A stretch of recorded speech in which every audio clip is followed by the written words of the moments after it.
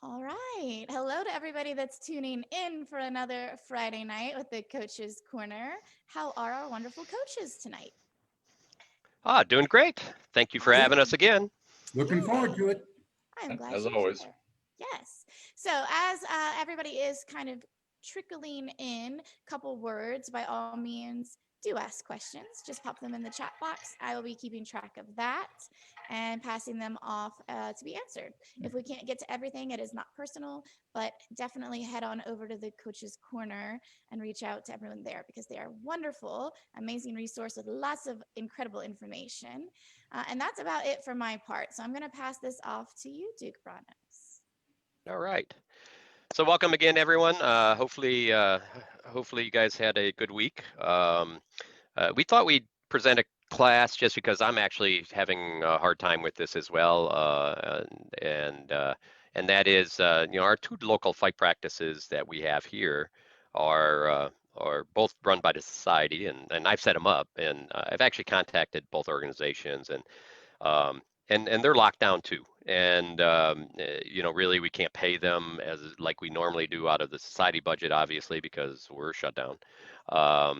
So it makes it practice a little difficult. So tonight's episode is, practice essentially finding an indoor practice site or different ideas about it, or even, fighting or practicing in a confined space.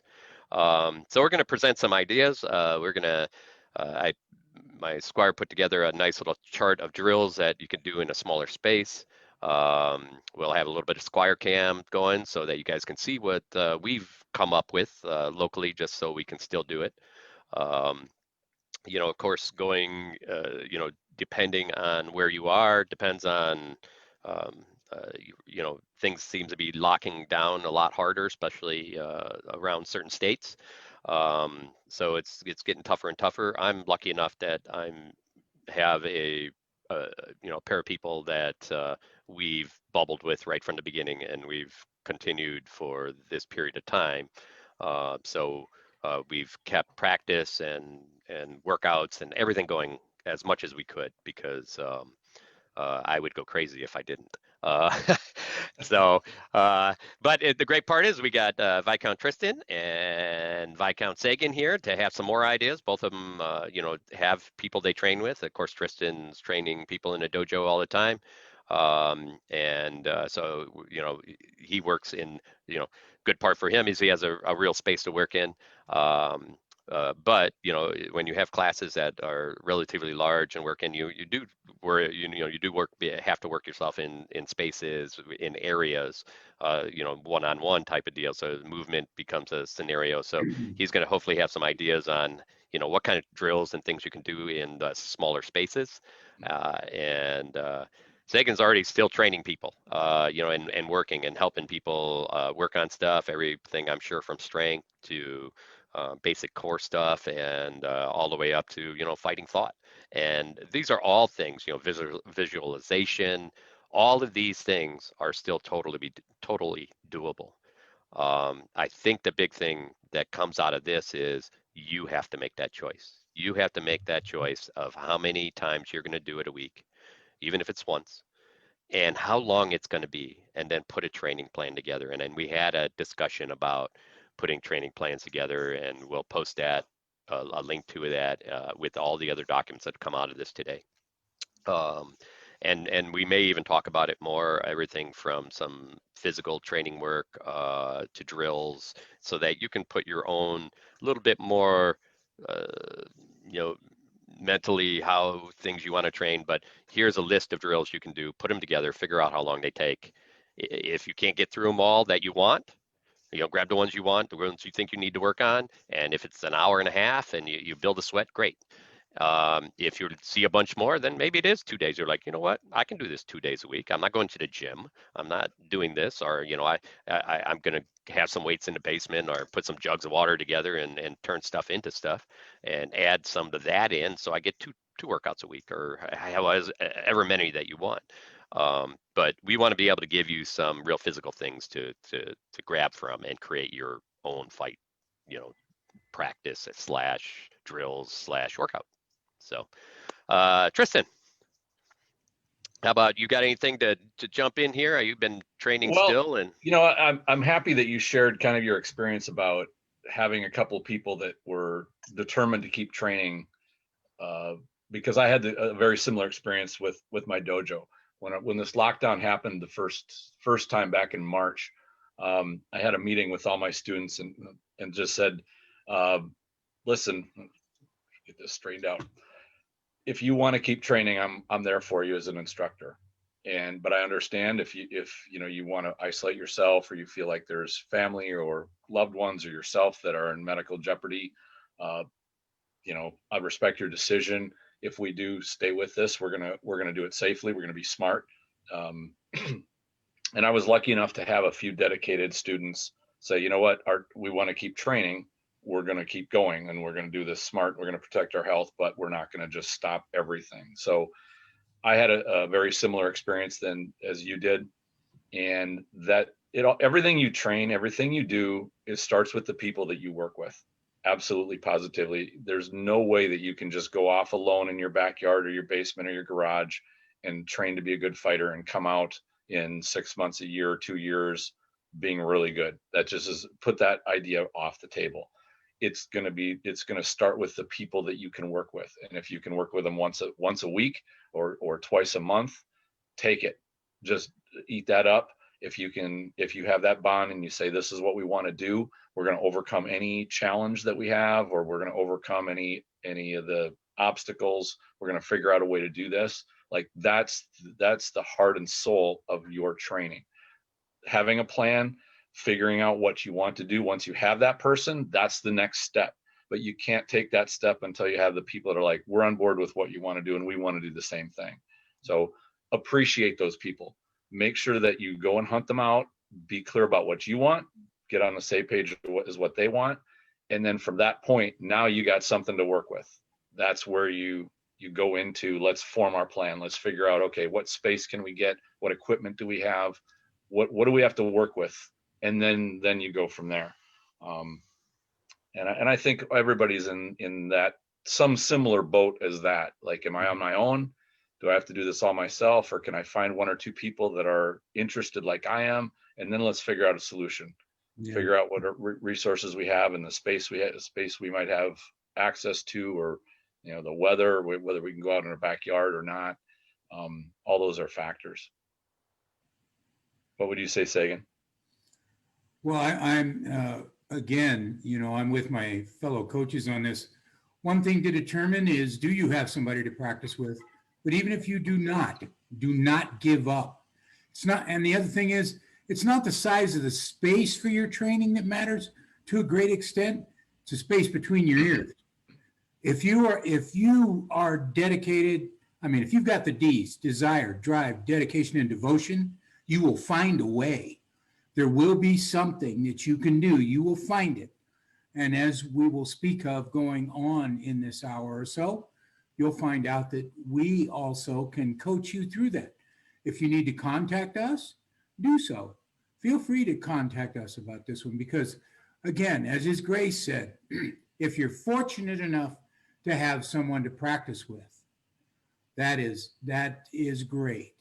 But as we get further into this, that may be limited because you don't feel like it's something you want to do, or it's not something they want to do. And okay, so we modify our training plan and go with that. If there's somebody to fight with and there's enough room, then we can train and practice, and that would be just great. Again, the ideal is to don't give up. Keep pursuing it. Keep pushing. Again, I think I've heard Brannos, I think all these Dukes have said this before. I don't know where they got it, but they said, there is no try, do or do not. So, and that is true, especially in this case. You're going to be faced with an option, and whichever one it is, I wish you success. So let's. I guess the first thing, guys, let's talk about limitations, right? I already talked about, the standard sites that we normally go to. A lot of them are closed, so we got to think outside the box. So, and I'm sure that lots of people have been trying to think outside the box. I know even the clubs that I tried to work with them to see if we could do a limited number of people at, $10 a practice each person, and kind of do it by a per person level.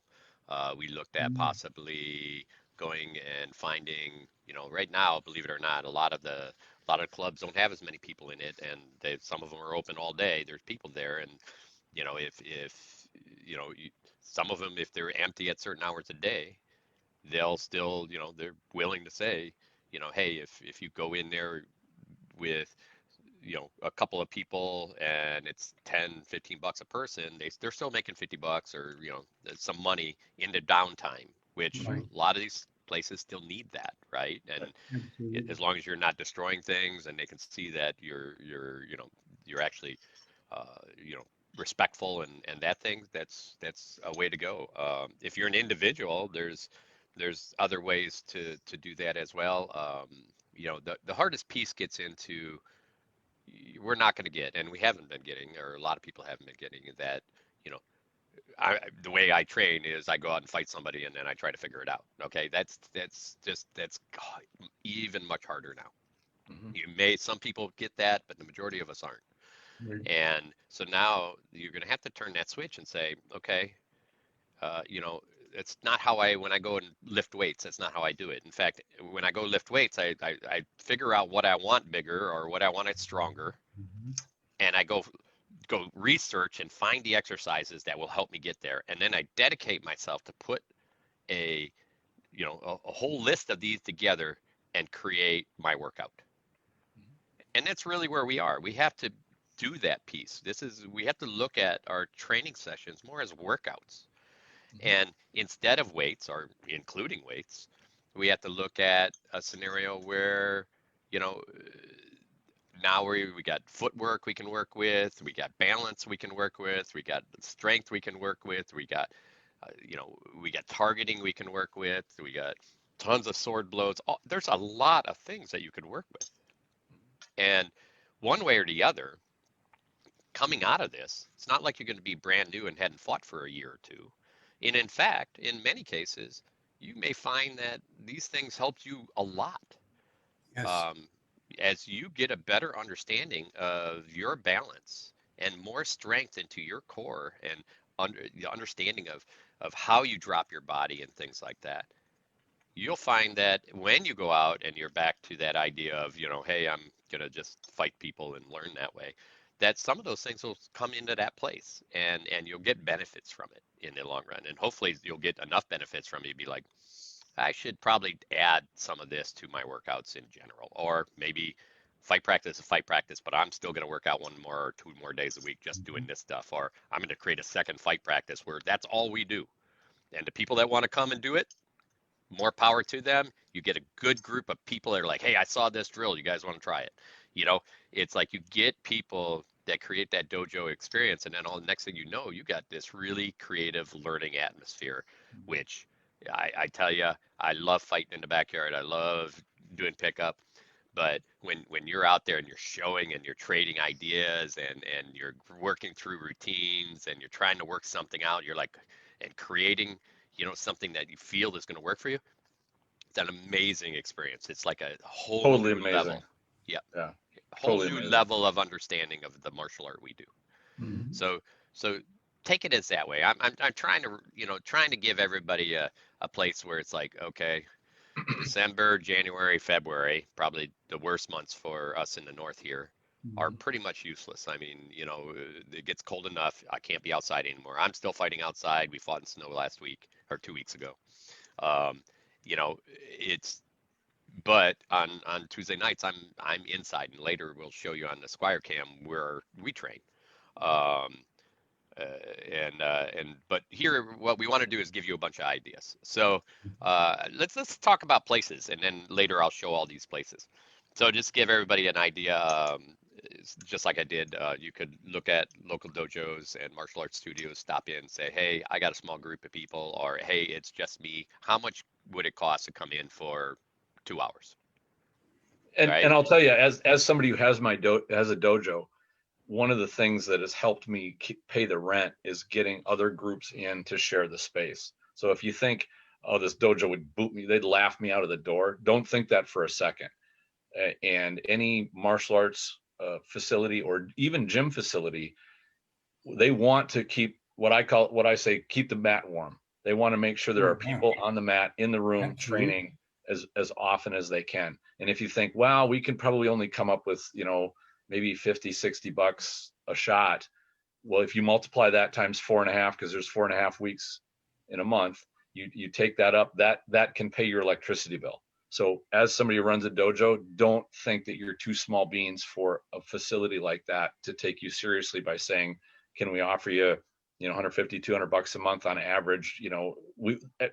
Everything is negotiable in life. So at least go meet somebody, shake their hand and say, here's what we'd like to do. Can you help us? If they say no, that's fine, but at least try it. I think you're going to find more positive feedback, especially nowadays when paying the rent is a serious crisis and every business is having trouble with it. One thing I wanted to add for ideas, and this was a practice site that our group had years ago, but now I think there's even greater opportunity for it. And that was, we had a member of our group and they had a relative who had a commercial building that was under renovation. They couldn't rent it to anybody because it was being renovated, but we could come in there on the weekends. They'd open a garage door, we'd pull in, and we were working in basically a very rough warehouse space, but we didn't need anything fancy. We just needed basically a roof and lights. And so I think there are going to be a lot of commercial spaces and landlords that have empty spaces doing nothing because businesses are shutting down like crazy and they're clearing out. So first thing I would try, especially to get free space, is to find somebody in your group, in your network, that may know somebody who owns a building and said, hey, can we just use this for an hour or two a week? That we're a little bitty group. We want to do a little bit of training and conditioning. It's a casual thing. You might find that. And I think we practiced there for 6-8 months, almost a year, before the renovations were done and they were ready to go and lease the space out. So think as creative as you can possibly be. Find people in your network that know people. Like sniff that out and find what you can find that is just any space not being used, and go knock on their door and say, hey, can we use this? But we'll toss you a little bit. Make a deal. Always make a deal. We actually have a deal with a Capuchin church in downtown Detroit that we worked when they first took it over. And we did demos for them and we helped them a lot. In fact, our relationship grew to such a point where we were doing dinner theater shows for them and so on. But we've been there for over 35 years. And it's the only Catholic church in Detroit actually making money. And the church is beautiful now. We help them get painted. We help with renovation. We tore out floors. We did whatever because we have people. And we were happy. They never charged us a cent. Yep. Right. And that's a great relationship to build. Is never say never.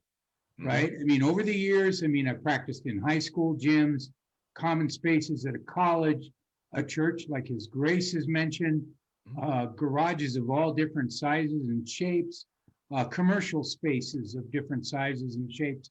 And all it took was asking the question, may we? And having someone who works there, that is a step up.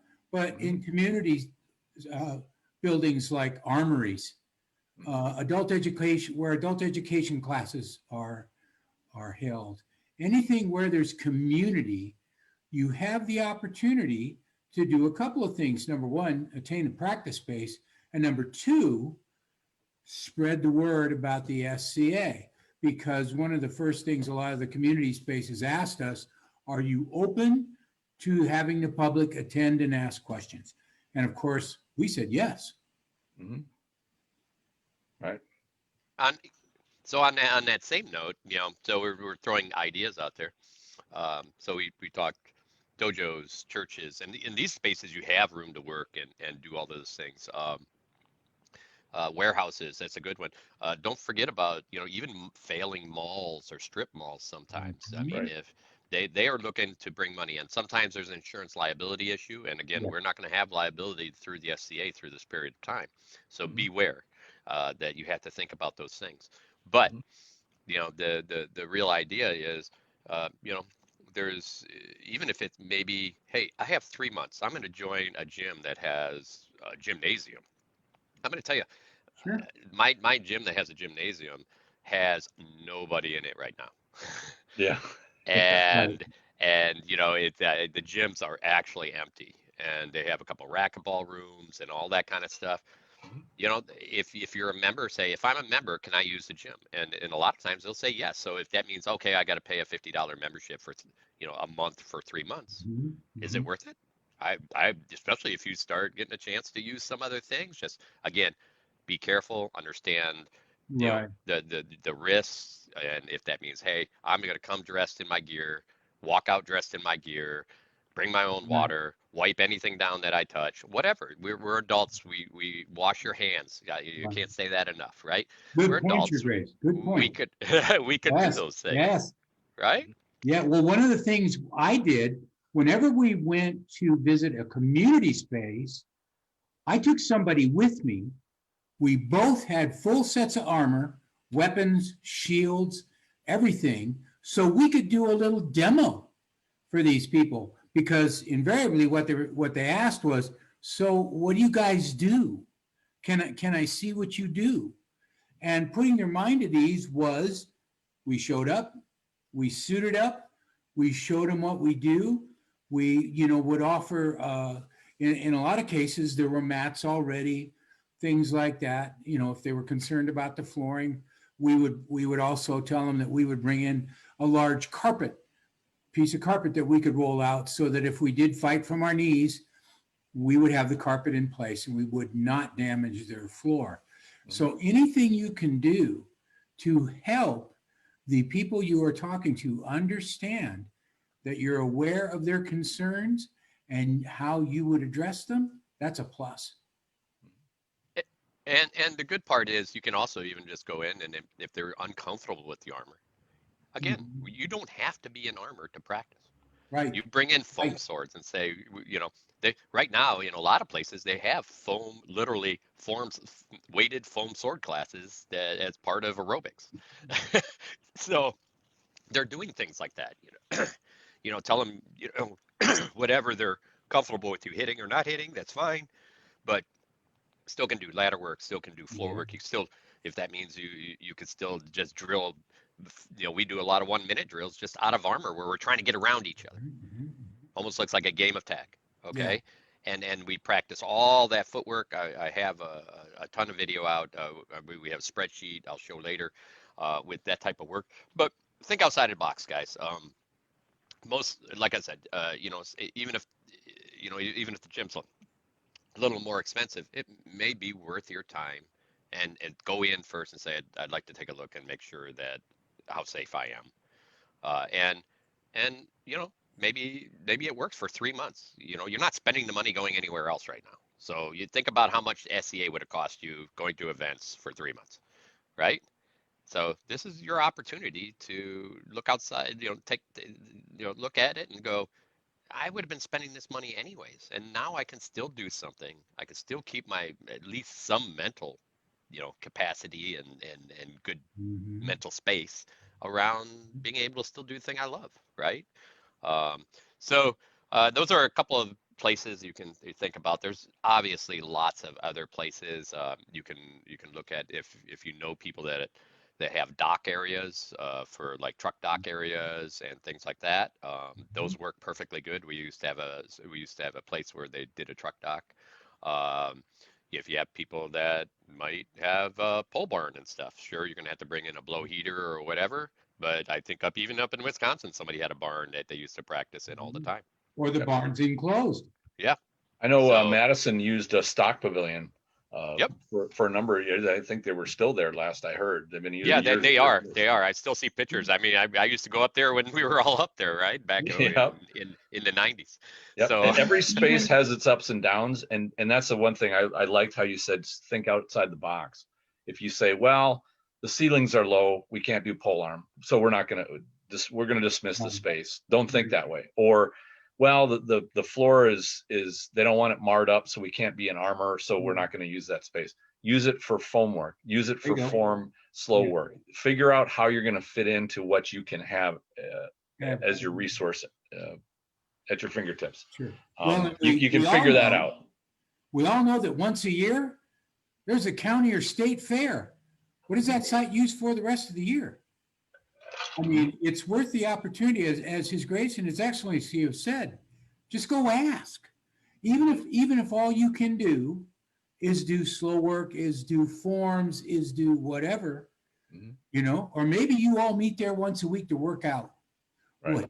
Whatever it is, ask the question and take advantage of it if the answer is yes.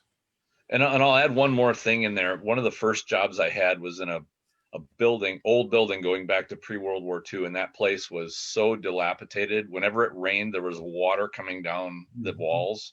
So most of the building was basically condemned. You may even find a building like that that's not even suitable for them to lease out in your area, and go and ask the owner, like, can we just use some of this space? I know you can't rent it, but can we just use it for a couple hours a week and see what you can find? It's amazing what you find when you go start looking. So yeah, absolutely. There are always some kind of options. Never say never.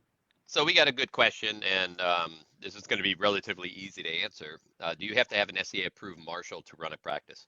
I will tell you, to run an SCA practice, you do, but none of these are SCA practices. All SCA practices are canceled by the board of directors. There is no SCA practices available right now until they reopen the society. So be aware. Well done. The SCA insurance doesn't cover any of this. Doesn't cover you training by yourself in your basement. This is all on your own. This is no different than before we started in the SCA and we were still hitting each other with sticks in the backyard. All right. So please, I want to make sure everybody is very clear. These are not SCA practices, period. The SCA, I believe there are a couple kingdoms that did open it for a while, but at least in my area, and if you're one of those kingdoms that had opened it, yes, you do. If it's an SCA practice and your group has to publish it that it's an SCA practice, then yes, you would need a marshal. But in the stuff we're talking about, where you're just putting your people together, or yourself, unless you really go through the group and find out, they get approved and you have a marshal and all that stuff, sure. But for us here locally, Mid-Realm has no fight practices right now, period. Right. Many other kingdoms have no official SCA fight practice occurring. Although it doesn't mean that if you really don't care about what's going out there, there are practices, and there are some people that practice very safe technique stuff, or where they're like, all right, we're all in masks and doing stuff, and there's sanitizer on site and all that kind of thing, or they practice outdoors still. I know some people that already just went to the LARP side where they're still doing stuff, right? So there are things happening out there, but just be aware, if you're planning to start something and you want it to be SCA, first you should absolutely talk to your group marshal to find out if your kingdom allows them and if your group even allows them, because your county may not let that group actually do it. Right, and that's the other thing Your Grace has already brought up. Whatever you're going to do, whatever organized thing you plan on doing, okay, right now there are no SCA approved events at all. You're not covered by the SCA insurance. So you need to be aware of that. And especially when you're talking to people, you really need to be aware of that, in that you are telling them, if they ask you if you're insured, you have to, at this point, you have to say no. That's absolutely correct. So, so hopefully we, stomp that question pretty hard there. So we gave you some good ideas for if you do have maybe a small group of people and you guys are practicing real safe technique stuff, or however. I'm not your mom or dad. I'm not going to tell you how to run your life. What I am doing is trying to provide you guys every way from having one or two people at a practice to having multiple people at practice. I don't care if you're in mass or whatever, or you're just doing drills. I mean, for my local group, or for my local people, not my group, we had some practices here, and we're all 10 plus feet. It was all outdoors, all 10 plus feet apart most of the time, all just running footwork drills, all, we weren't sparring, and everything was, we had sanitizer at the door, we had paper towels in the bathroom, we had all of that kind of stuff, just so we would be as safe as possible. But, that's how I wanted to run it, and that's the way we did it. And, but that outside space is drying up, and it makes it a lot more difficult inside. So, if I could jump in just a little go bit ahead. on that insurance thing, because I think there's probably a lot of people thinking about this question is, well, let's say I had a practice in my backyard and I had a few people over. What is my liability? Like what bad thing could happen to me if I'm not under the SCA umbrella insurance? And I'll tell you, when I got into running a dojo, of course, I rented a space, which meant my landlord required business liability insurance. They required martial art insurance. When I looked into this, and I got this from professional insurance agents, they said, people who are injured in martial art training, there's been almost zero lawsuits about, I got hurt because I was engaged in training and I was doing something that got me bruised or injured somehow. Where you run into the problem of liability is when you have something really egregious that comes up. Mm-hmm. Somebody goes berserk and starts pounding the crap out of somebody after the hold gets called for the SCA thing. You have out of control situations going on, or you have things like sexual impropriety. Those are the kinds of lines that we're talking about. Not somebody got me an ass wrap 3 times and now my cheeks are hurting and I'm pissed off about it and I'm going to call my lawyer. So when you're thinking about having your own backyard practice or your own practice in your own space, before you think about, am I going to lose my home, or am I going to lose my ownership over this property because I've allowed a practice to go on, as long as things don't go completely off the rails into the danger zone, you will pretty much be safe. And don't take that as legal advice. Just take it as a common sense way of, how do I look at the liability issue of doing a practice on my own property? Absolutely. Yep, I would agree. If you want to, you can have a waiver to have them sign, say, I know what I'm getting into. If that makes you feel better, all the better. Now, granted, a lawyer will tell you a waiver won't cover you if somebody goes berserk and breaks half the bones in your body because they're out of control. Right. However, it may put your mind at ease to have that waiver to say, you're engaging in this activity, you know what it is. And even though your backyard practice is not an official SCA event, you can say, we are operating under SCA conventions here. You cannot go berserk. You cannot hit excessively hard. You have to be within control. You have to hit in the target zones as laid out by SCA rules. Right. So you can have structure without needing necessarily for it to be an official SCA practice. And I tell you this as a former Earl Marshal of the Kingdom of North Shield. I know the rules here. Right. And so don't be so hypersensitive to the liability problem if you're just getting people of like mind together that are going to practice. If you get a problem child, definitely you got to deal with them, but it's not going to cost you your ownership of your property. And I think the key is what you just said. Get like-minded people. And this goes back to find people you trust. Right. Yeah, absolutely. There is no difference in somebody coming over for dinner and having the same problem. So right. Exactly. Excellent example here, Grace. Yeah. Because what may happen is it's not somebody goes berserk, and it's not somebody, hammers somebody too hard and breaks their collarbone. They trip over a lawn chair.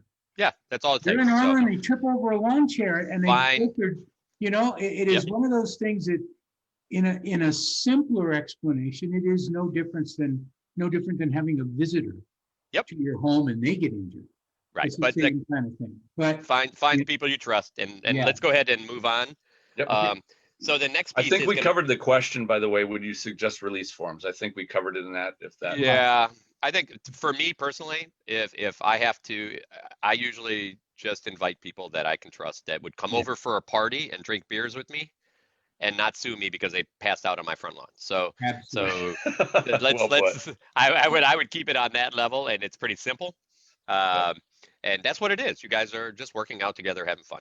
Yeah. So next piece is what happens if you have reasons you just can't go out. I mean, there are a lot of medical reasons. There's a lot of fear. There's and there's a lot of people that may have an elderly person living in the home or something to that effect. Hey, enough of that. So, so maybe you're on your own, and you've been on your own for a while now. And I'm going to tell you, if you're still practicing and you're still working out, I can't applaud you more, because that is hard. You're going through this in one of the roughest times of life right now, right? Um, and I'm hoping that we present you with some ideas. If you're like, okay, I can't go outside and hit my Pell anymore, hopefully we can present you with some ideas to get around that issue. Hope we can present you with some drills that can help you add to your routine that you already have. And so this is for for those people that may not have others, may just can't find a space. I have a person I train right now, and I'm not sure. Sometimes I go outside and do stuff, but they're also up in a northern area, so they just don't have the light outside at night, and the days get dark. So he has a small stand-up Pell that he does really slow, soft work on in what looks like it looks like he moves his dinner table, and that's where he does his thing, right? And he'll tape video for me. Here's me hitting my Pell, and I watch his, how he's dropping with shots and moving with shots, and how his strikes are, and then we review that. And so there's ways he's making that work for him. He has some other places that he goes once in a while, so he can still get a little bit of practice, or where some other people are that he trusts. But he's still doing this at home, and I totally respect that. Because I'm not sure how well I would do that, because finding your own motivation is one of the hardest things to do. And I think that's where Sagan gets there. And Yes. Sagan's really pushing this right now, and that Yes. is you're not by yourself. I No. mean, if you're like, hey, Tristan, can you review this video? Right? Tristan be All like, right. oh, awesome. Again, whatever it takes, Your Grace, whatever it takes. I mean, I can educate you, but I can only motivate you to a certain degree, and I absolutely cannot dedicate you. So, but if you have all three of those in play, you are definitely a step ahead. You really are.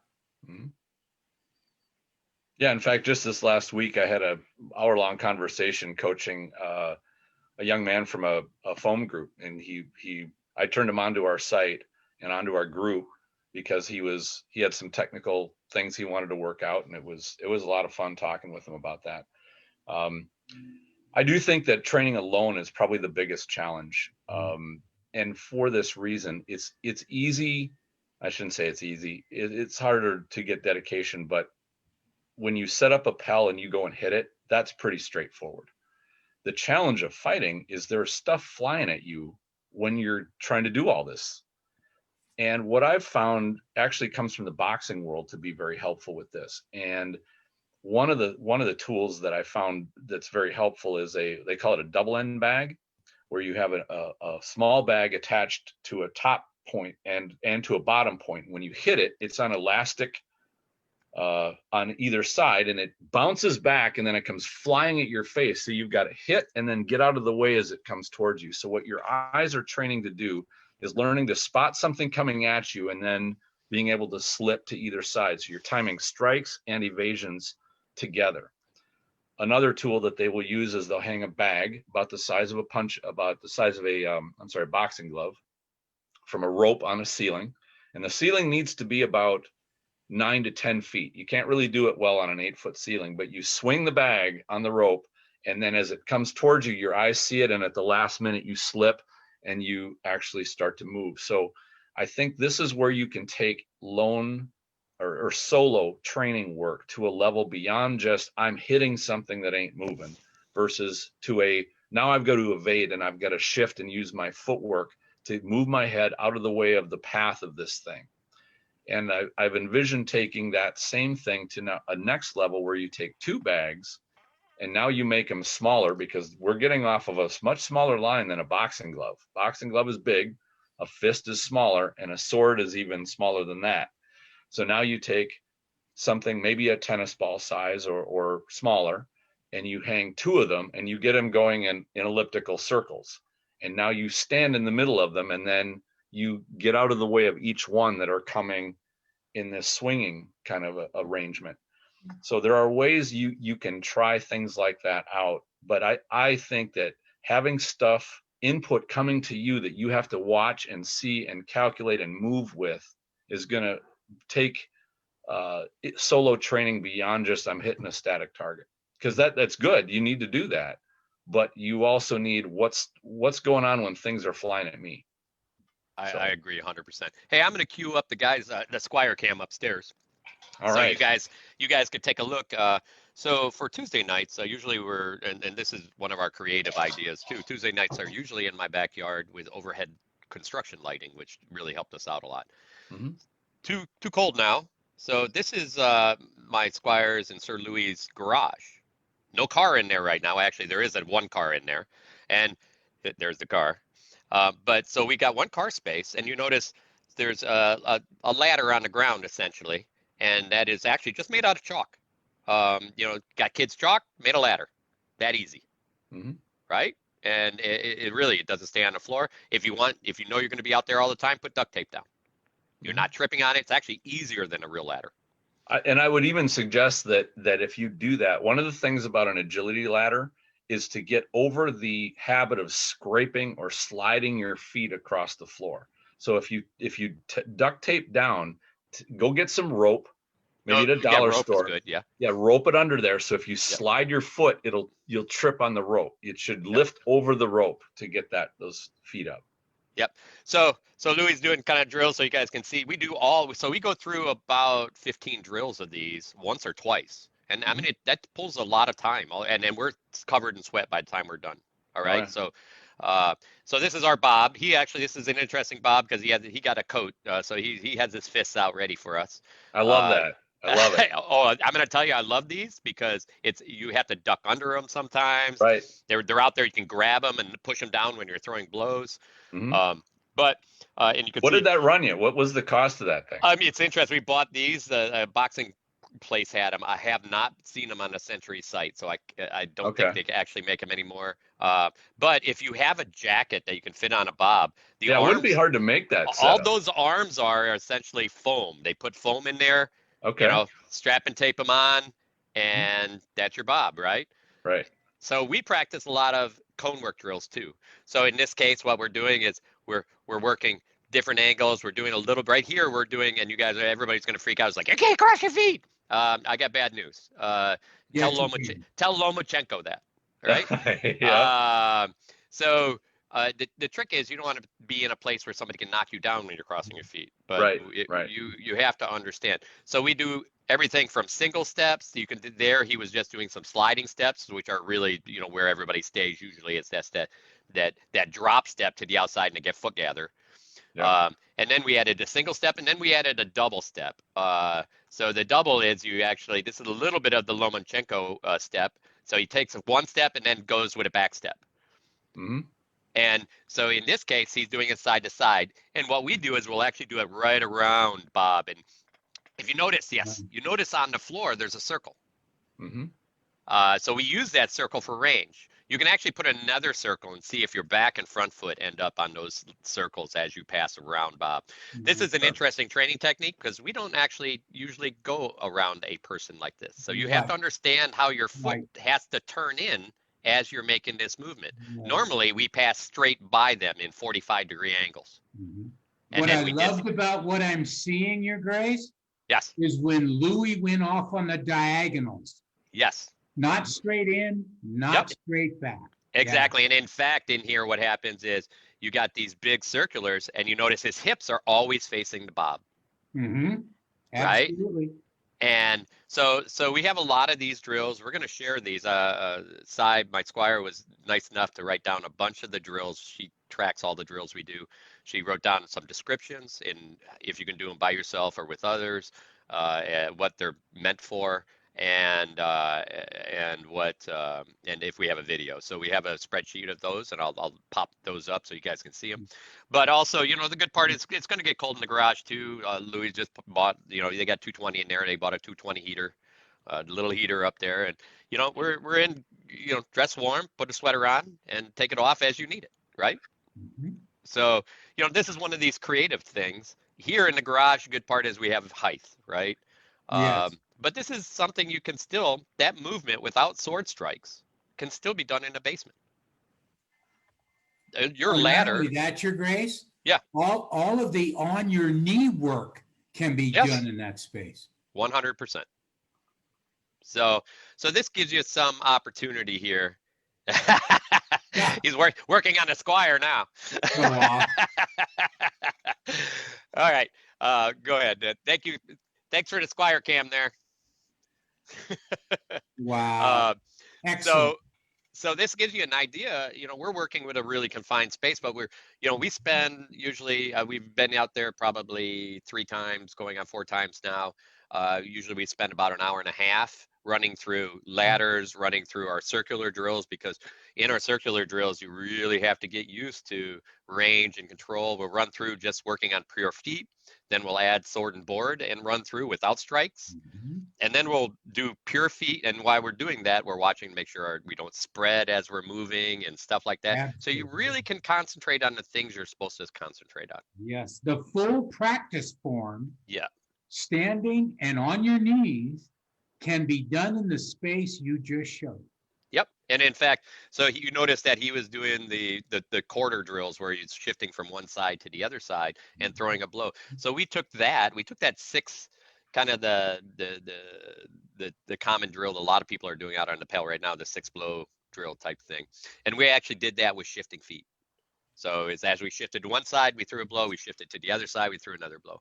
So, and then we'd work up and down the body, and then we'd actually shift and throw inside line blows too, because we always forget about those, right? And they're there.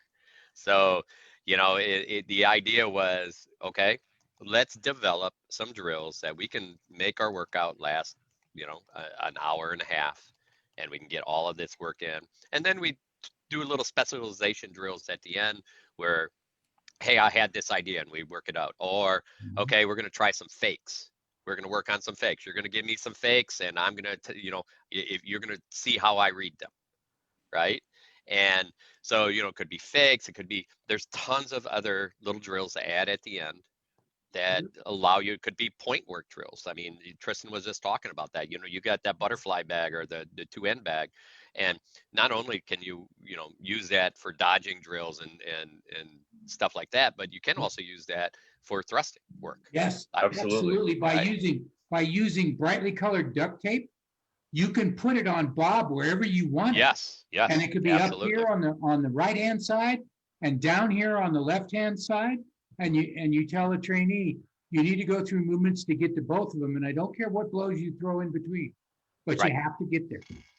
Yeah, and in fact, it's interesting because, and I think we have some pad work drills that we do, just like we went through some pad work drills before, walking pad work drills before, but we also did some targeting pad work drills, reaction drills. So Lomachenko does that. He has a wall, and it's a pretty big, it looks like a big blackboard almost. And he has letters, some letters are upside down, and somebody just calls out what to touch, it's like A, and he goes and touches it. E, 1. Yes. And he has to make decisions very fast. Instead of I'm setting up this combination, right? Yes. And I'm going to go through it one way or the other. This gives him the ability to see something, and then you can throw your combination to get that point. And right? the first time I the interesting part of that drill, and I recall that because he had a grid, a 5x5 grid that was 1 through 25. And sometimes the numbers were upside down, sometimes they were backwards. And it was the interesting neurological part was not only did his eye have to see it, then he had to make the decision. Then his body reacted by going out and touching it. It was going from decision to physical action. Absolutely. And he had And one a of the, whole wall covered in different grids. And yes, then I think later they had a machine, an electronic machine that had a grid of lights, and one would yes, light up and he'd see it and he'd reach towards yes. it. And Yep. the first time I saw that machine was with NBA players.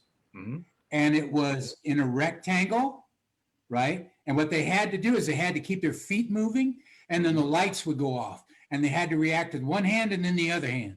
And then it would be, maybe it was on, maybe both of them were on the left-hand side. Maybe they were both on the right-hand side. Maybe one was overhead and the other one was way down here. And it was impressive watching these individuals really hone their reaction timing based on the fact that they didn't know when those lights were going to go off, but they had to keep their feet moving. So And this takes us back to what that first episode of The Need for Speed. yes, They're honing down the perception, the decision, and then the execution speed. You don't need a huge space for that. You don't need to get an armor for that. You don't Right. need to have your ass wrapped for that. All of those things can be trained solo. If you're creative, you can figure out ways to develop those. And I think we've had some good ideas. Brannos, looks like you're waving around a good target pad there. So Yeah, exactly. I'm getting the Squire cam back down if she's still on. nice. Uh-oh. If she's still on, here we go. We're gonna shift the Squire cam real quick, and we'll go from there. I'm gonna turn my audio, or keep my audio on. Okay, I'm gonna keep my audio on. I'll have my headset on, and we're gonna go through a real quick thing here. So let's go ahead and switch over to the Squire cam. All right, big thanks to Simon Louis again. They're awesome. So this is a drill we do outside as well. And again, you notice we're in the basement here, but we'll just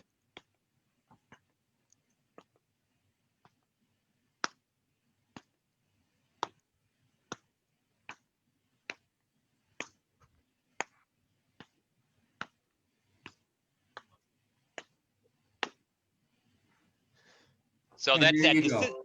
That's that decision-making drill again. And then you can just switch back and forth between people as you're doing those kinds of things. And if you have people, actually, I just talked to a gentleman that he has 2 kids. They're not doing travel ball anymore. So, what they're doing is they're actually grabbing a lot of these drills, and he's working with his kids, and they're just taking turns. And actually, his kids really liked it because now they actually feel like it's a sport that they have to do drills in.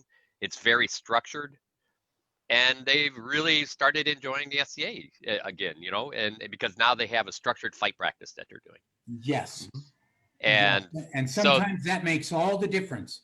Is that So it's this is- structured? Yes, It's not. exactly. Oh God, it's Tuesday. I have to put the armor in the car. I have to drive 45 minutes. Thank you. And then I have to put up with who. And then sometimes, I get to fight with my friends, and then I have to go back home. There's not much structure there. It's not that they can't add it, but a lot of people, that is where they get their introduction to an SCA fighter practice, where there is no training. And when they're empowered, as you just did, when they are empowered to change that up, just like you said, things change in a measurable manner. I noticed we had a question. Somebody asked me which foam group the young man I was talking with was. I've blanked on it. I would recognize it if I heard it again. It's one of the bigger foam combat groups out there. I remember the most of our discussion. We got pretty geeked into it.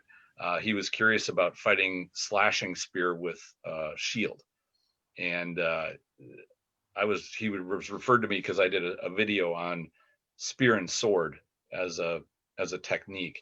And within our discussion, he explained that things were a little different than within the SCA, because a slashing spear under SCA rules really is not a very effective weapon.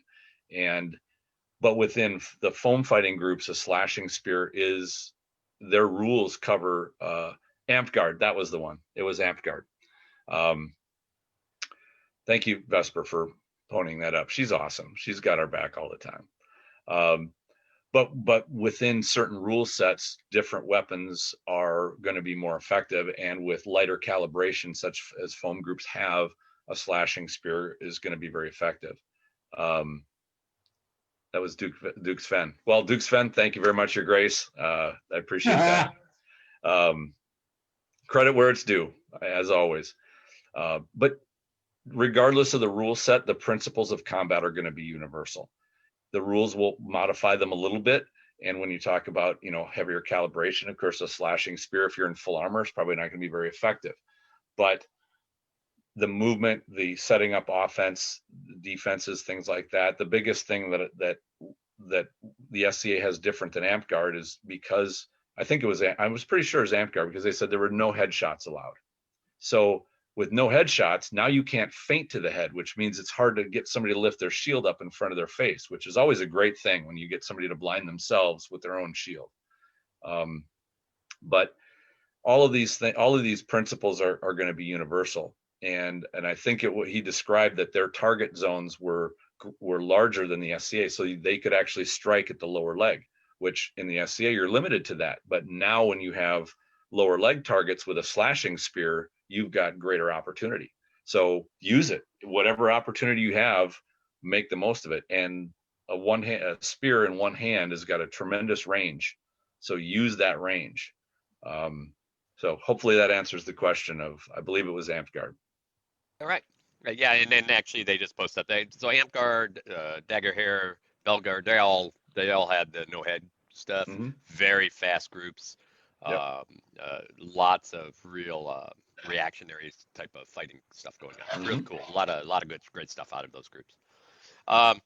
So as we're covering some of these drills and ideas that kind of bring you in, hopefully can help you guys get through some of the rough part of winter here.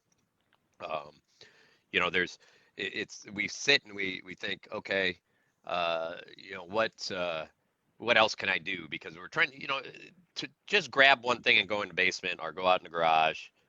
You're gonna only have X number of times you're gonna do that before it gets boring.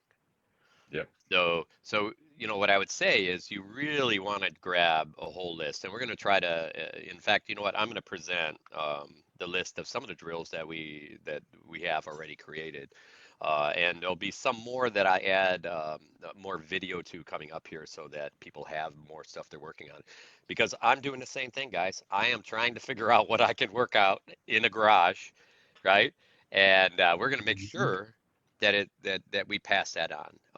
And I can tell you a lot of my workout, like Tristan talks about, comes from boxing stuff. So you'll probably see a lot of that. All right, so I'm going to present my my drills, and so here's a spreadsheet. We'll be putting that up on our site at the end of the show once we get all the video up on YouTube and stuff. And we'll put it both in our documents directory, and we'll put it on YouTube so you guys can get them from both places. Great. So we talked about the drills we have. We have a connection and movement drill. This drill actually Duke Paul used to. This is kind of did quite a bit, where you're at a specific distance from somebody, and you keep that distance foot to foot, and you start out. Yeah, Sagan's like, hey, that's mine, right? Am I guessing right? Oh my God, did that bring back a bunch of memories? Exactly, but no matter what this is the dance, right? Yes. This is being in tune with your opponent, creating that perfect place that you can see and feel without. We call that blending in Aikido. We blend. So I'm gonna go ahead and play the video a little bit here, and we'll just talk for a second, and then I'll see if I can get out of it after I'm done. This video is actually out on my YouTube. It'll be out on my Google Space.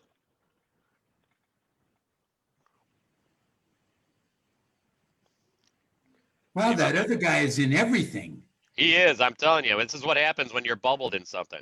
You're gonna see a lot of the same face all the time. So.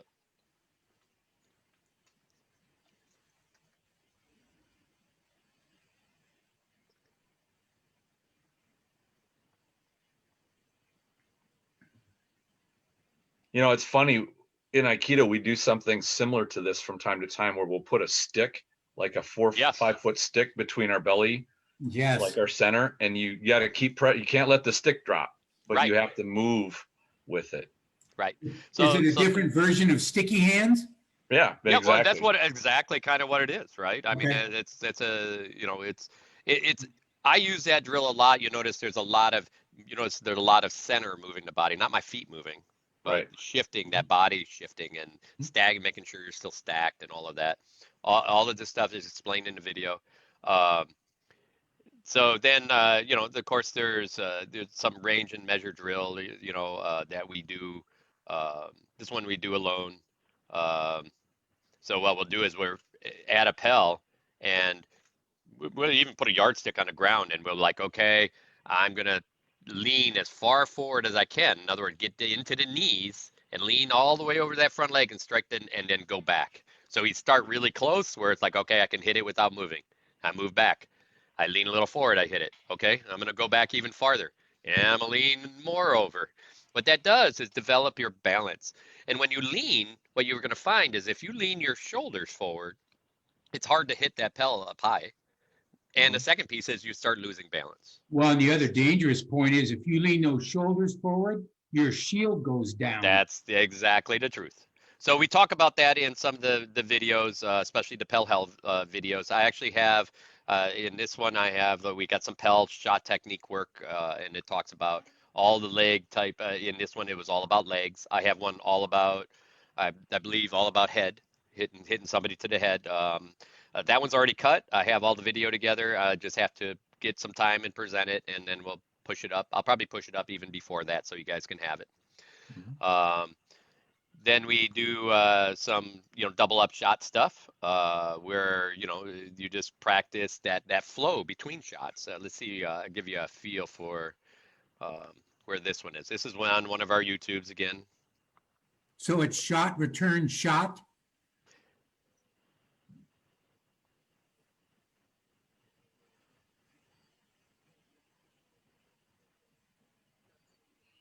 Oh, this is the wrong one. This is what some of the, okay.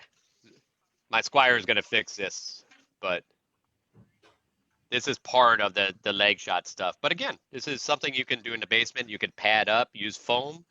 Right. So you could pad up, use foam on if you're in the basement, pad up your pole in the basement. Make sure you're not bashing the hell out of it. Pad it up well, use foam on it, and you can throw these shots. You can work, and then you can add some distance, add being closer to it. Right. And the right? other We thing I we like, always your get in Grace, the perfect spot. Right. The other thing I like, your Grace, is these drills you're showing would also work for short range pole arm work. Exactly. So and we talk a lot about the twisting feet and the all of that rotational hip a little here, but these are all things. And then here we're going to show that we add some work in here. This is so the pole is there so that you don't get that rollout, right? So you don't get your arm ripped off as you're rolling your sword out. So these are all things you can do in the basement by yourself to make sure you're doing that technique right. And this video is out there for you to look at anytime. We'd love to see more hits. Not that we make money on them, but we just love to know our stuff is being seen. So, we're going to try to post up more video as you guys want it. And to tell you the truth, if you want video from other people, tell us who they are, because we'll knock on their door and say, yes. I'm assuming you welcome questions. All the time. There we go. And the key is if Sven is doing something you guys want to see, he's looks like he's watching. I bet you if we go and say, hey, can you do this? He'll take video of it and send it, and we'll post it up. That'd be great. Yeah. Right? Yes. So if Grace is willing, yes. So don't be afraid to ask us, because the worst, again, just like the other conversation, the worst thing that can happen in this case is they say no, right? Right. And but I tell you the truth, I have never met anybody that would do that. We have some reactionary drills. Again, this is not by yourself, but we have a block and return drill. Let's see if we get this one right. This is from the headshot video, I think. And here we are. So again, this is with somebody else, but you notice she's hitting a pel and he's working on throwing that sword right back at her hand. So this helps you get used to the return of your weapon, right? So you're following that line and making sure that's happening. And again, you see that pole's in there, so we don't have that rotational stuff. We'll even move that pole right in front of the pedal, and so you have to turn your hand inside and throw it inside the pole. The farther you can turn your hand, throw it inside on edge, the more likely you can hit hard angles that are even harder to hit. Mhm. So here we are. Yep. And then that person can just speed up as they're getting used to that. This is a really good reactionary type of drill to do. This Your could be Grace? your wife trying to hit you, Yes. and I guarantee you she'll probably throw them faster than Louis here. So you better be blocking. Your Grace. Yeah. Is the form of this drill is without a shield and then with one? Yeah, and absolutely. At the time we were just working on striking, so I wasn't worried about the shield right away. But later, you should be dropping a shield in that hand, and you Yes. should be making sure that your return is always the exact same distance sword to shield when you return that sword back. Okay.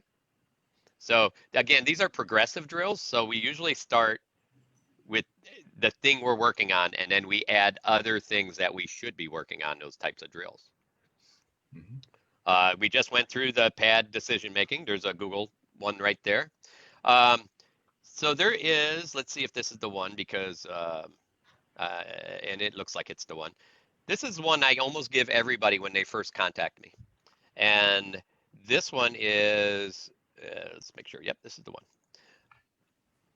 All right, so this one's all about trying to build somebody's footwork and actually leg strength. I didn't realize how bad it was until I started having some issues even with my own guys. They couldn't actually bend without bending their shoulders over. So they Mhm. couldn't drop into their legs. Right. Some of them are very flat-footed, which makes it even harder to bend.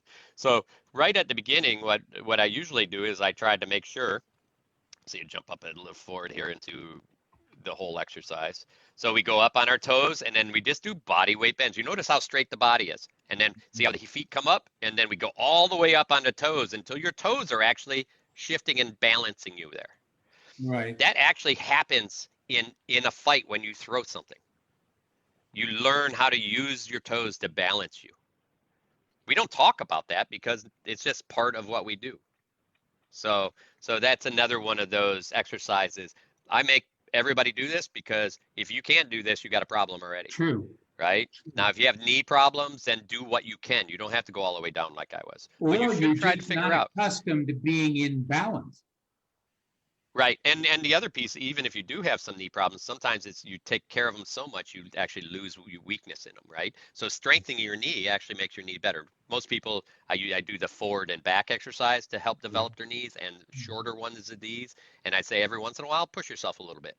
And if it hurts, then stop. But if you can push yourself a little bit all the time, you're going to gain more strength and more balance, and you'll actually be safer in the long run. See, again, we're right up on our toes. We're feeling the pressure in there. And that balance, your toes will literally shift balance between them each. So that's another, really, this is the type of thing you do at the beginning of something so that you get used to, that workout. You get a chance to work out your legs and Well, stretch a little bit. the other positive about this, Your Grace, is that if you do that and you find weakness, that means you can now move that into your workout. Yes, 100%. And I so, was shown a way to find that weakness if you go through yeah, that motion slowly and you watch yourself, especially if you've got it in a mirror, but you can kind of look down. If you ever see your knees wobble a little bit at that spot, well said. that's where you're weak. Just hold it right there for 10, 15 seconds Yes. because Or that's 5 at first. part in the range of motion where you're weak, and you can build that by doing it that way. So that's how you find it. Mhm. If you speed So we through added it, a bunch you won't Yep. even ever spot it. Yep. And so we added a bunch of, and again, these are up already. We added a bunch of YouTube of ladder drills, so you guys can go ahead and take a look at those. Again, we'll be posting this. We had some cone drills. Let's see if what the cone drill, which ones I have here. We have a bunch more we're going to be working on so that we can keep doing those. Here's our circular cone drills. Let's see here. Let's grab one of them. So here's us talking about doing circular drills around a pill. And this is the crossover step for a circular drill.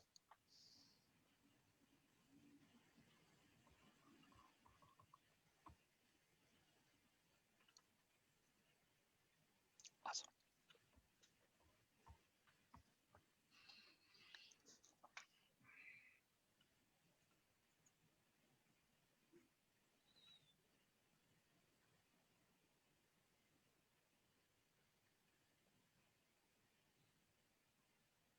And that's that drop step still. I tell you that integrating the drop step is probably one of the most profound things you can do to your fighting. Yep, it's amazing. It really is the square one, footwork 101 is that drop step.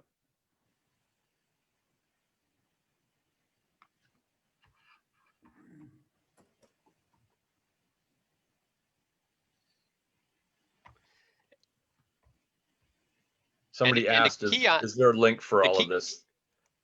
Yes, I'll be. These are the ones that I actually do want to put up on YouTube. Right now, I have a Google Drive that I'm more than willing to share with anybody. These will all be going up, hopefully, on the Coach's Corner. I'll work with you, Tristan, to get them up there. Sure. And you know what these do, and you see, I talk about making sure that your hip drops into that corner. So now we actually are wrapping around my opponent. So we'll do full circles. I can get it with the Lomachenko step. I can get around Bob here in about 3 steps or 3 movements. Yes. In a single step over, I get around in about 4 movements. In the drop glide step or gather step, I get in about 5 movements. So it gives you an idea of how that range can change. So that's why I decided to add these, because we don't do a lot of this in the SCA. We don't even talk about much of this. No. And there's a ton of footwork drills that talk about the angle of your foot so that you can make a turn around opponent. If I don't turn my foot as I'm turning, then it makes it much more difficult to make that turn around your opponent. So so we got a bunch of drills, you know, and these are the kind of drills, and we're trying to get content for you guys so that you have things you can work on. We're going to have this moving 1 to 9 drill, which is our drill that we do on Bob back and forth. You saw a little bit earlier. We have some. So we have this. We'll show this one. It's a single step drill where we'll have somebody across from us, and we watch them. We're engaged with them. We make that engagement, and then they'll step with one foot or the other. And the job is, if they step, you know, with their right foot, you cross over their foot and swing around them, because that's the hardest place. They're stepping forward with that foot. It's next to impossible to turn now because they're still finishing their step. So they're out of place. Their hips are in the wrong place. It's really difficult for them to turn. So we'll practice that so that if, you know, the person steps with their right foot, I'm rolling to that same side he's stepping to, right over that foot. Right? So that's, yeah, and it's one step. We have, you know, not a ton of space. And again, you could say, honey, can you walk through this drill with me, right? and do that, right? So I'm trying to add more and more here. I think if, you know, along with this kind of drill space we have here and the videos that we can take, and you know, I'm open if other people have drills, just please send them to me and we'll pop some in there. To put a little database together so that people say, hey, that's what I want to do. So that you could set up your own coursework. You could set up your own practice, right? I mean, Tristan, you get this idea, right? And that's the big part of having been a group night marshal and you know, basically having practices in my own house. I've stuck stuff in the ground that wobbles back and forth to give moving targets for spear practice. I mean, you got to be creative. Go through your garage, find rope, tennis balls, chunks of wood, you know, whatever you can to get some kind of an interactive moving targets, moving stuff coming at you. If you've got a partner, all the better. But you know, if you're creative, you can come up with a lot of options to make your training interesting, different every time, fun to do, challenging, and that's what it should be, is challenging. Even if you got a bag of tennis balls, and And I remember having a coworker years ago, and he was a big tennis player, and they said, well, we're just throwing tennis balls out. Like, give me a bucket of them.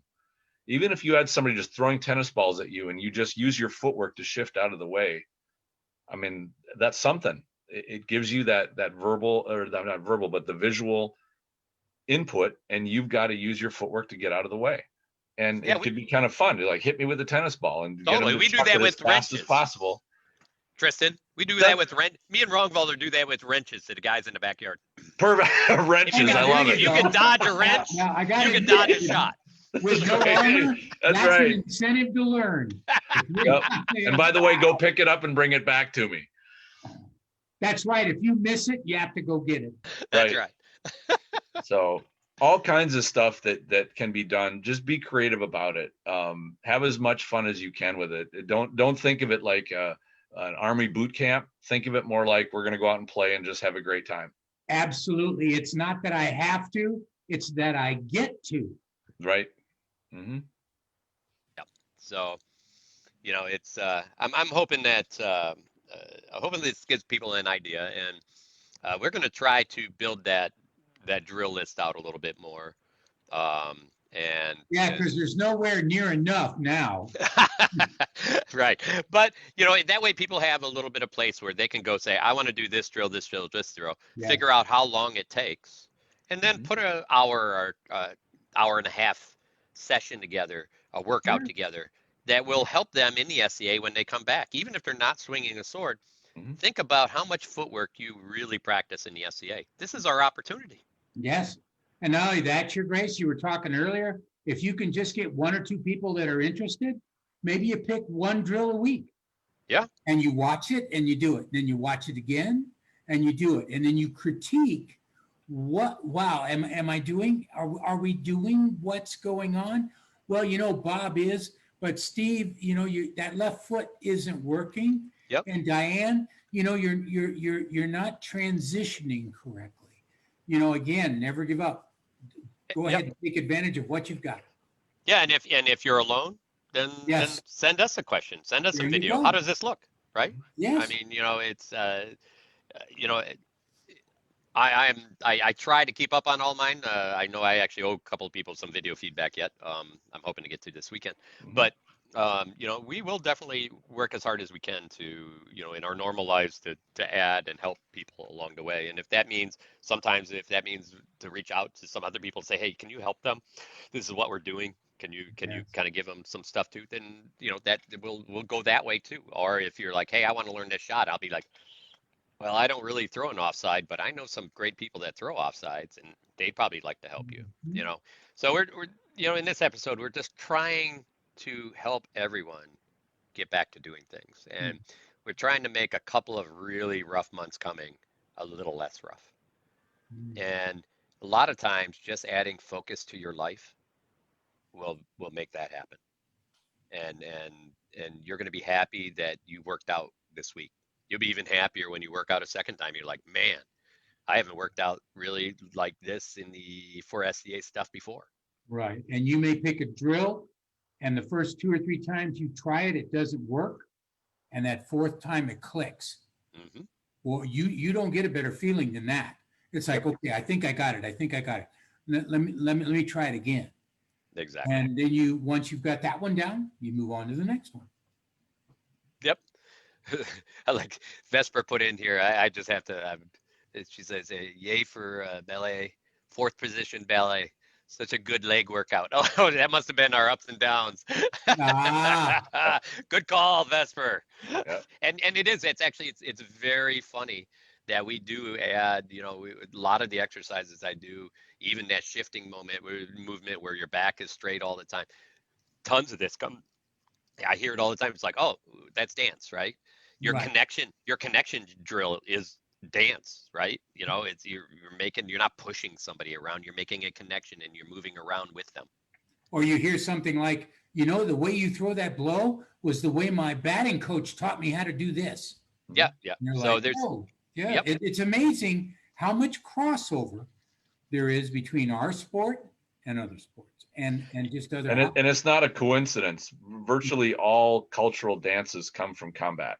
There you go. Because that was the chance to practice. You were having Yep. fun doing the movements that you would do that was going to save your life. So, yeah, that's an interesting background. Hey, that's cool. To say there's crossover is it's one thing. It's one thing. Yeah. It's not really crossover. It's just how it It's the develops. exact same thing.